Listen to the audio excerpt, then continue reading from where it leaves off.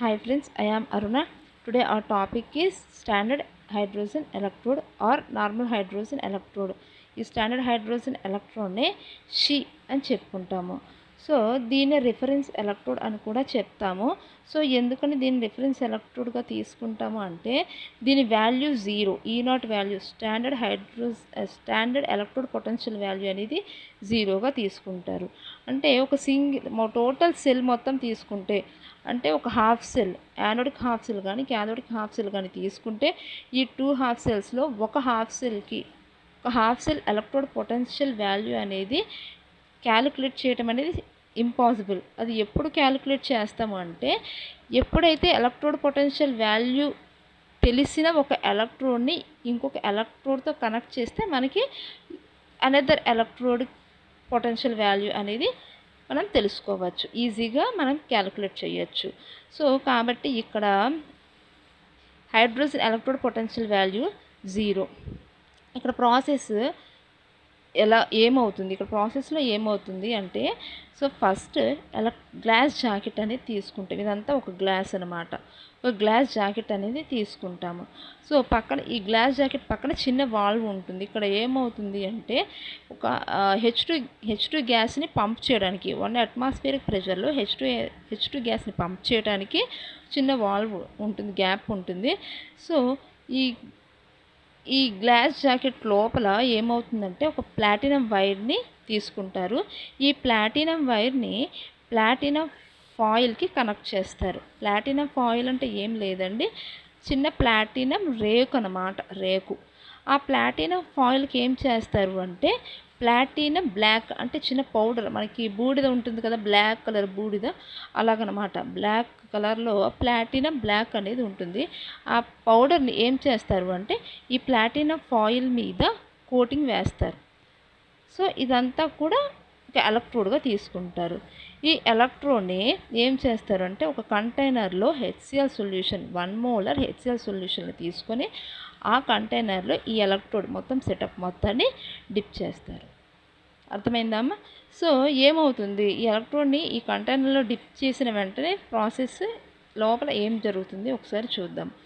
So ఇక్కడ ఎప్పుడైతే H2 గ్యాస్ని పంప్ చేశారో లోపలికి H2 గ్యాస్ని పంప్ చేస్తారు కదా, ఈ H2 గ్యాస్ని పంప్ చేసిన వెంటనే H2 గ్యాస్ ఏమవుతుంది అంటే ఈ ప్లాటినం వైర్ మీదుగా వెళుతుంది. ఎక్కడికి వెళుతుంది అంటే ప్లాటినం ఫాయిల్ మీదకి వెళుతుంది. ఈ ప్లాటినం ఫాయిల్ ఈ పైన అంటే ఈ పైన కోటింగ్ ఉంది కదా, పైన అబ్జర్బ్ అవుతుంది. H2 మాలిక్యూల్స్ అన్నీ కూడా ఈ సర్ఫేస్ మీద ప్లాటినం ఫాయిల్ ఏదైతే ఉందో ఆ ప్లాటినం ఫాయిల్ సర్ఫేస్ మీద H2 మాలిక్యూల్స్ అనేవి అబ్జర్బ్ అవుతుంది. మిగతా అంటే ఇంకా ఎక్సెస్లో H2 గ్యాస్ని పంపిస్తే ఏమవుతుంది, బబుల్స్ ఫామ్లో బయటికి వెళ్ళిపోతుంది అనమాట. ఓకేనా?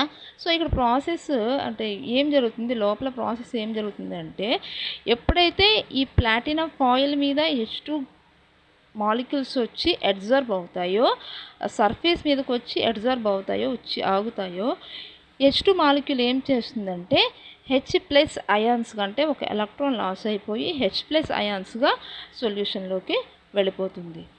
ఓకేనమ్మా? అంటే ఇక్కడ ఏమవుతుంది అంటే ఈ H2 గ్యాస్ అంటే ఈ ఫాయిల్ మీద ఉన్న H2 గ్యాస్ సొల్యూషన్లో ఉన్న H+ అయాన్స్ ఒక స్టేజ్కి వచ్చేసరికి ఈక్విలిబ్రియం స్టేజ్లోకి వచ్చేస్తాయి.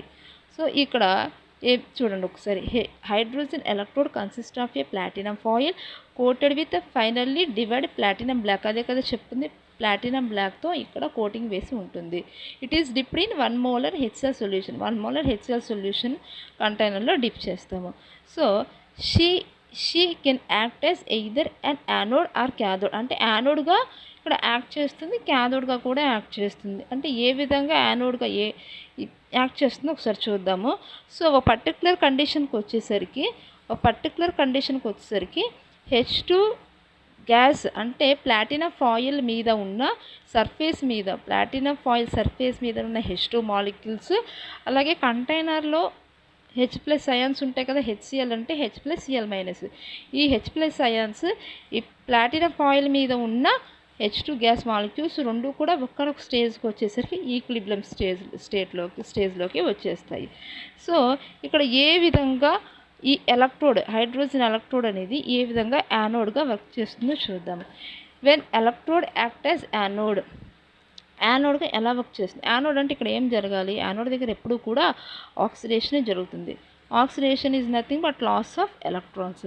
సో H2 ఎక్కడ ఈ H2 మాలిక్యూల్స్ అంటే ప్లాటినం ఫాయిల్ మీద ఉన్న H2 మాలిక్యూల్స్ ఏమవుతుందంటే 2 ఎలక్ట్రాన్స్ అంటే ఒక ఎలక్ట్రాన్ అంటే ఇక్కడ మనకి బ్యాలెన్స్ అవ్వడం కోసం 2 యాడ్ చేసాము. H2 మాలిక్యూల్స్ ఎలక్ట్రాన్ లాస్ అయిపోయి H+ అయాన్స్గా సొల్యూషన్లోకి వెళ్ళిపోతుంది.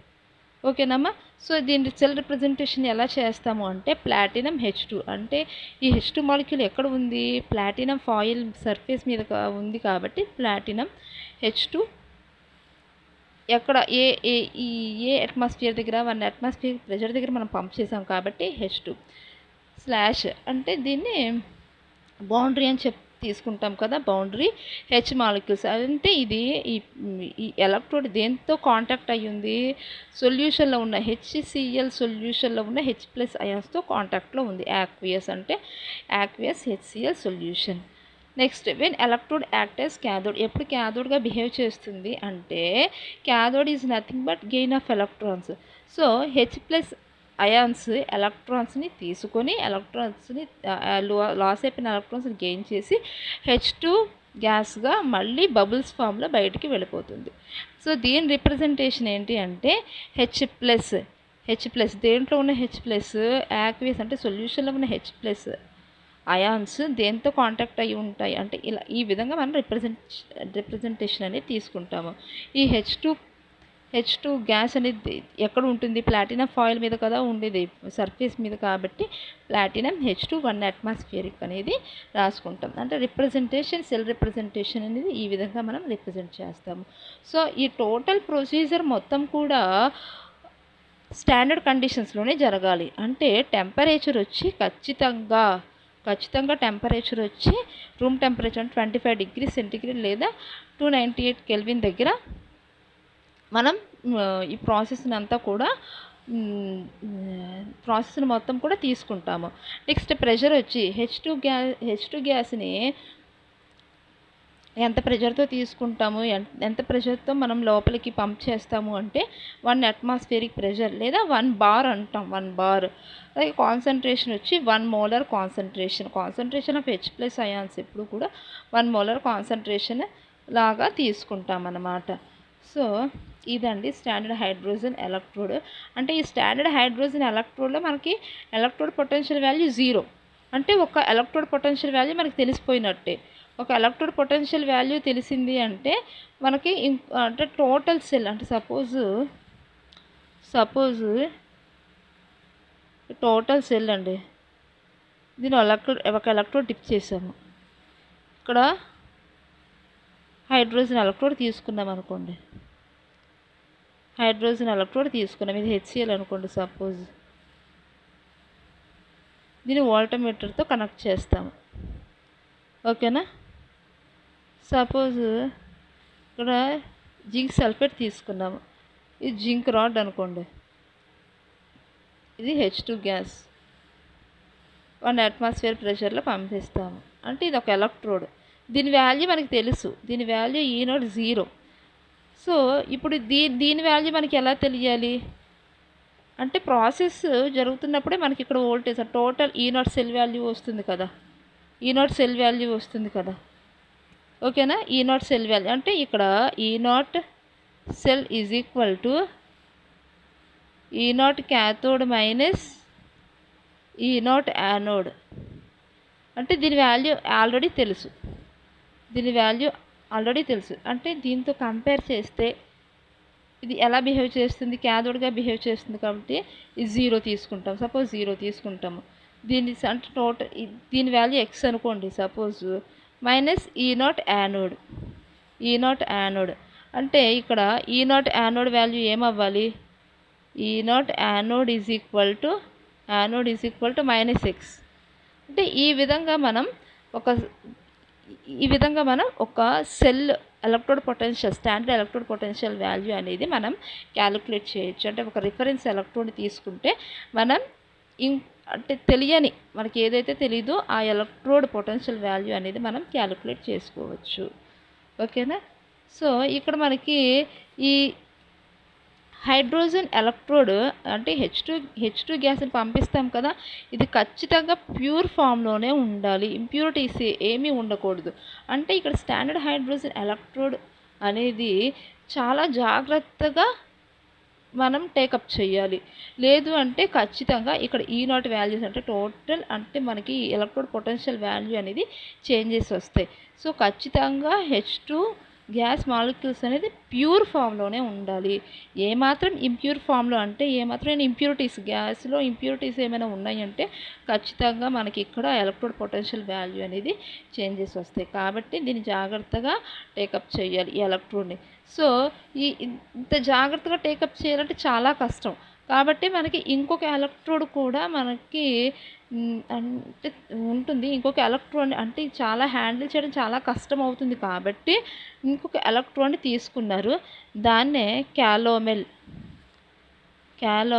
ఎలక్ట్రోడ్ అంటారు.